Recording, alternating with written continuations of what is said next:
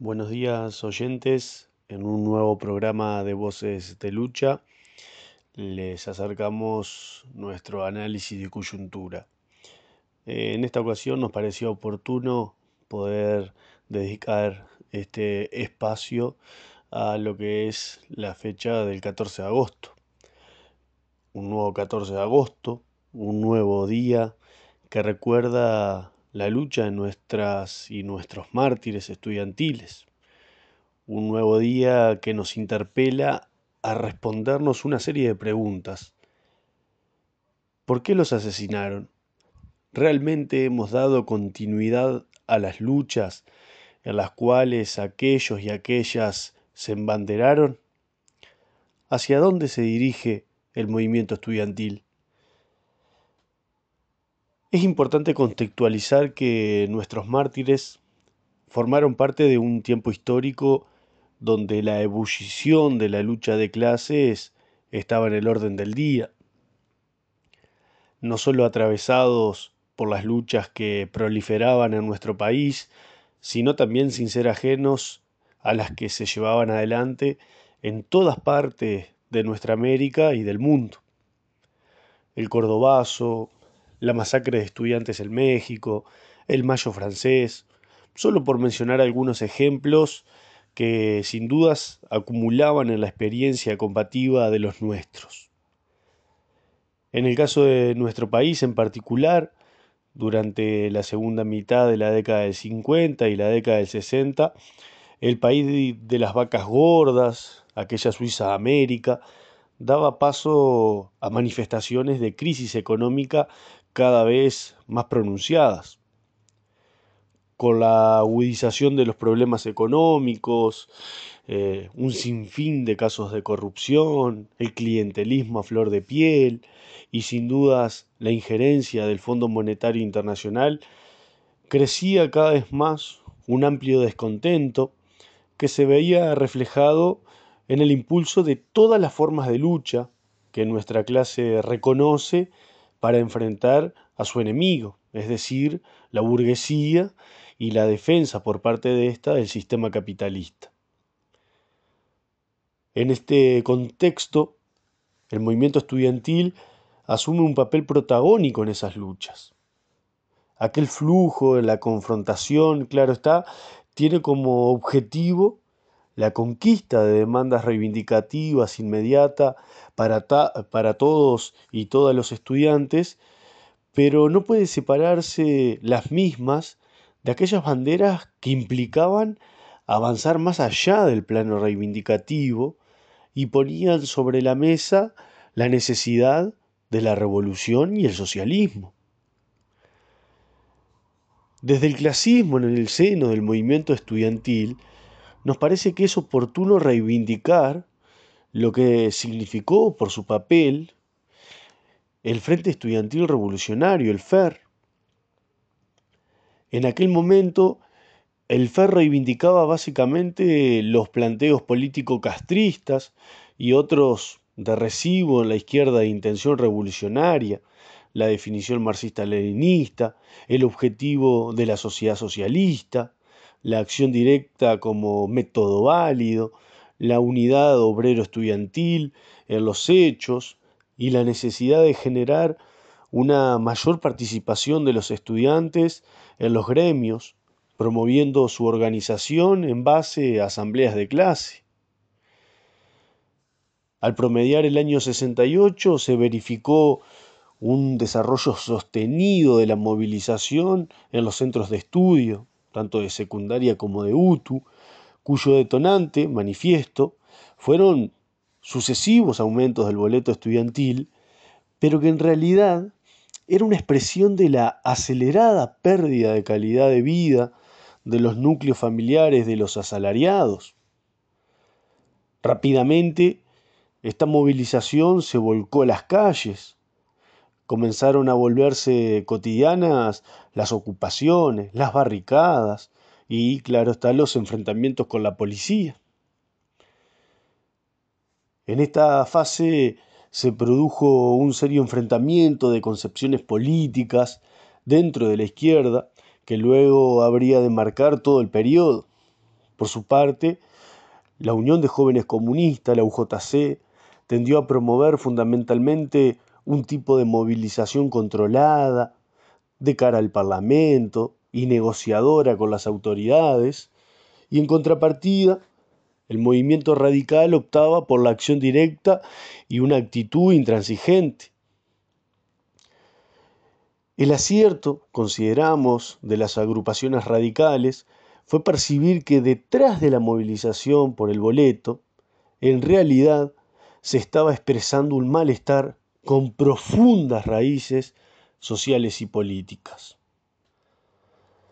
Y es que por ello también es inseparable de la lucha estudiantil que llevan adelante nuestros mártires, la necesidad de reivindicar el hecho de que forman parte de todas las experiencias y formas de lucha que legítimamente desarrolla nuestra clase. Su militancia política, de las más variadas expresiones, su militancia sindical, su militancia social y toda expresión de combate, abona a un proceso superador del sistema de explotación y opresión en el cual vivían y en el cual, claro está, continuamos viviendo. Son aquellas luchas a las que el Estado burgués responde con balas y toda forma de represión. Asesinatos, asesinatos por la espalda, asesinatos en circunstancias de solidaridad, secuestro, tortura y una impunidad cabalgante en un contexto aún de democracia burguesa. Esta clase, la burguesía, valiéndose de las leyes que crea para mantener su dominio, no dudó en asesinar a nuestros mártires. En este contexto es que el 14 de agosto del año 68, el gobierno abiertamente autoritario de Pacheco Areco asesina a Liberarse. La escalada de ataques hacia los nuestros comenzaría ya en una espiral ascendente. Hugo de los Santos sería asesinado en una movilización estudiantil, Susana Pintos asesinada mientras trataba de socorrer al propio de los Santos, Eber Nieto asesinado por un francotirador, Julio Espósito asesinado mientras participaba en una manifestación estudiantil en protesta por la desaparición de los jóvenes Abel Ayala y Héctor Castagneto, y las muertes de Eber Nieto y Nelson Ramos Filippini. En el caso de Julio Espósito, como decíamos recién, lo termina asesinando un escuadrón parapolicial. Íbero Gutiérrez, secuestrado en Montevideo por integrantes de los grupos parapoliciales de ultraderecha conocidos como el Escuadrón de la Muerte y los Comando Casa Tupamaros, hallándose su cuerpo debajo de un árbol, con 13 impactos de bala procedentes de distintas armas, con claras señales de tortura y un papel con una inscripción que decía: vos también perdiste, perdón, bala por bala, muerte por muerte. Joaquín Kluber, asesinado por la espalda mientras participaba en una concentración y volanteada estudiantil en Montevideo contra la ley de enseñanza. Ramón Peré, también asesinado por la espalda. Nibia Zabalzagaray, el 29 de junio del 74, un grupo de hombres fuertemente armados la secuestra del hogar estudiantil donde vivía, la llevan al batallón de ingenieros número 5, donde le producen la muerte ese mismo día por asfixia en la tortura. Los represores informan a la familia que la joven se había suicidado. Santiago Rodríguez Muela, asesinado por la Juventud Uruguaya de a pie mientras participaba de una asamblea, también asesinado por la espalda. Walter Medina, asesinado por la espalda mientras pintaba un muro. Fueron asesinados de las formas más cobardes, bajo el manto de la democracia burguesa y posteriormente ya bajo una abierta dictadura, ya sin tapujos ni maquillajes. Cabe reconocer que muchos de aquellos asesinos continúan al día de hoy impunes, pasando los años, pasando los gobiernos, incluso de aquellos que teniendo mártires en sus propias filas, han sido incapaces de mover la aguja de esta impunidad que campea. Hoy, con un movimiento estudiantil que actúa como furgón de cola de los intereses frente amplistas, donde la inmensa mayoría de los espacios de estudiantes organizados se encuentran hegemonizados por el Frente Amplio, las luchas, cuando las hay, se mueven al compás de la línea que desde allí baja,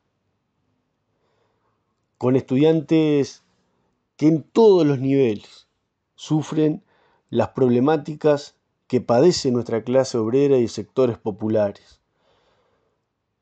La deserción y el rezago de los estudiantes provenientes de los sectores más pobres y vulnerables de nuestra sociedad, la violencia trasladada a los centros de estudio, una infraestructura que se cae a pedazos, con liceos que se inauguran y a los pocos meses ya están todos partidos. Estudiantes que deben estudiar y trabajar y en esos trabajos percibiendo los salarios más paupérrimos que castigan y azotan a nuestra clase. Salones desbordados con estudiantes que tienen que tratar de estudiar desde los pasillos, desde los patios, y podríamos continuar enumerando un sinfín de problemas totalmente palpables.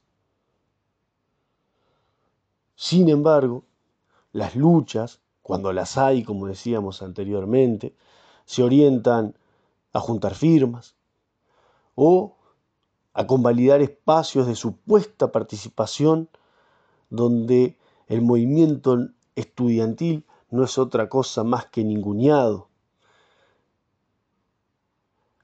Un ejemplo de esto es lo que ya pasó con los congresos de la educación, lo que sigue pasando con las consejerías estudiantiles o la receptividad que muestran hoy en día las autoridades que se visualizan amenas al intercambio con el movimiento estudiantil.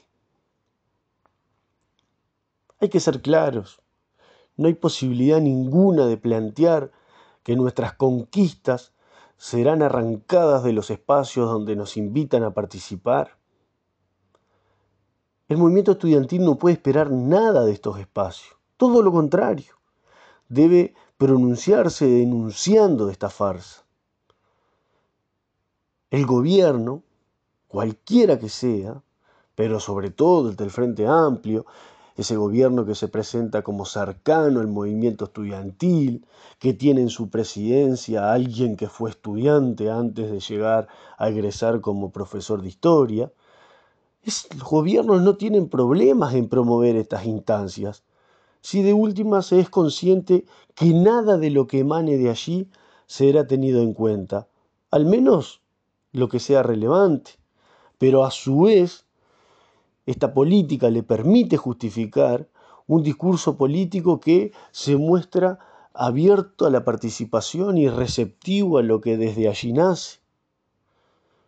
Y lo que estamos diciendo, no lo estamos diciendo al voleo, lo demuestran los sucesivos hechos objetivos, por ejemplo, con la experiencia de los congresos de la educación bajo los gobiernos frente amplistas, que incluso llevaran a que la propia FEU, en uno de los últimos congresos de educación durante el tercer gobierno del Frente Amplio, ya ni siquiera participara del mismo, ni siquiera la burocracia estudiantil pudo sostener aquel circo montado. Y mientras tanto, el gobierno manifiesta abiertamente que no hay plata. Y obviamente está clarísimo que tampoco habrá plata para el presupuesto educativo, lo cual también sabemos que es una gran falsedad. Si hay algo que hay, es plata. El tema es hacia dónde se orienta la misma. Todos los gobiernos tienen como principal política el pago rutinario de los intereses de la deuda externa, la exoneración de impuestos y todo tipo de subsidio al gran capital, la inversión de recursos económicos en el desarrollo de las fuerzas represivas, etcétera, etcétera, por nombrar solo algunos ejemplos. Está clarísimo que plata hay. Está en nuestras fuerzas y en nuestra capacidad de lucha arrancarla hacia donde la necesitamos. Ahora bien, si afirmamos que nuestros mártires viven en nuestras luchas, debemos luchar, valga la redundancia, contra la idea de que el movimiento estudiantil no debe superar el planteo reivindicativo, que sin duda son necesarias las conquistas inmediatas. Está clarísimo. Claro que sí. Ahora bien, debemos volcar a nuestros espacios de militancia la necesidad de avanzar más allá de eso y plantear la necesidad de un movimiento estudiantil que se plantee la necesidad de la revolución y la construcción del socialismo. Este sistema no tiene nada para darnos más que sufrimiento y miseria. Una educación al servicio del mercado.